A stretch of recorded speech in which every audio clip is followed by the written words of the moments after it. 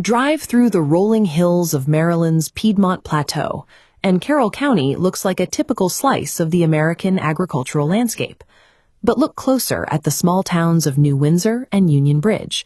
Within a few square miles, the skyline is crowded with an unusually high concentration of steeples, spires, and brick meeting houses. This density dates back to the mid-18th century, when German and Scots-Irish immigrants moved south from Pennsylvania, bringing a patchwork of competing theological worldviews into a single compact region. Because building a church was a major financial burden, rival Protestant groups often shared a single roof. These union meeting houses served as communal hubs until each denomination could afford its own dedicated space.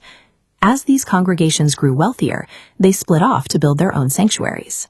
Their architectural choices, the Gothic Revival brick of the Catholics, and the sturdy masonry of the Brethren, and the unadorned porches of the Friends, made their theological differences visible. Today, these buildings serve as a map of how these early communities negotiated space, revealing the physical compromises required for different faiths to live side by side. The roots of this landscape go back to the 1760s at the Strawbridge Shrine.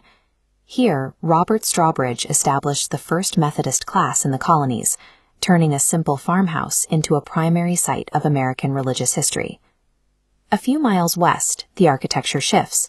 The Pipe Creek Friends Meeting House, built in 1772, was designed around the Quaker principle of simplicity. There are no stained glass windows, no altars, and no crosses.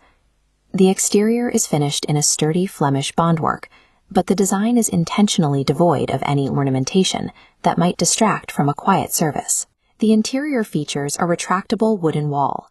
During business meetings, the wall would be closed to separate men and women, but for the meeting for worship, it was open to unify the room in shared silence. These benches were the home meeting of the great-grandparents of President Herbert Hoover. In 1929, Hoover returned here to attend a service, sitting in the same silent contemplation his ancestors had practiced centuries earlier. While the building was designed for silence, it was also a place of action. The Quakers here were vocal in the abolitionist movement and produced industrial innovators like Jacob R. Thomas, who designed an early reaping machine here in 1811.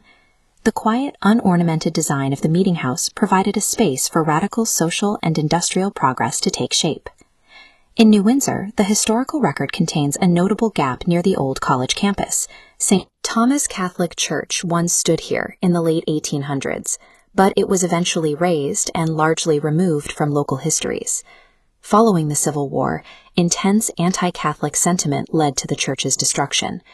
Local accounts suggest the church's artifacts were scattered. The altar allegedly became a workbench, and its stained glass was found decades later in a residential garage. This empty space serves as a reminder that religious coexistence in rural America was often fragile, leaving behind physical scars where buildings used to be. The graveyard at New Windsor Presbyterian Church holds the remains of Civil War soldiers, physical evidence of the conflict that once divided this town.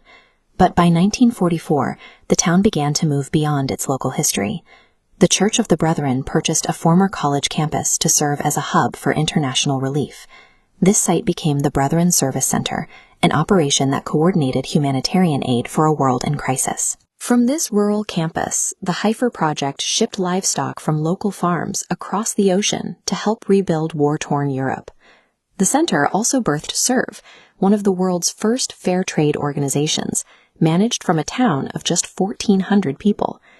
These buildings in New Windsor demonstrate a paradox. An isolated farming community became the logistical nerve center for a relief effort that reached halfway around the globe. Today, the communities of New Windsor and Union Bridge remain defined by these historic structures. From the Presbyterian bells to the Quaker meeting houses, these buildings are not just relics, they continue to function as the centers of local life. In Carroll County, the way these groups organized their physical spaces reveals the priorities of the people who lived here, showing that faith is often expressed through what a community chooses to build. To walk through these towns is to walk through the literal geography of faith, where the history of American religious life is preserved in the very foundations of the buildings.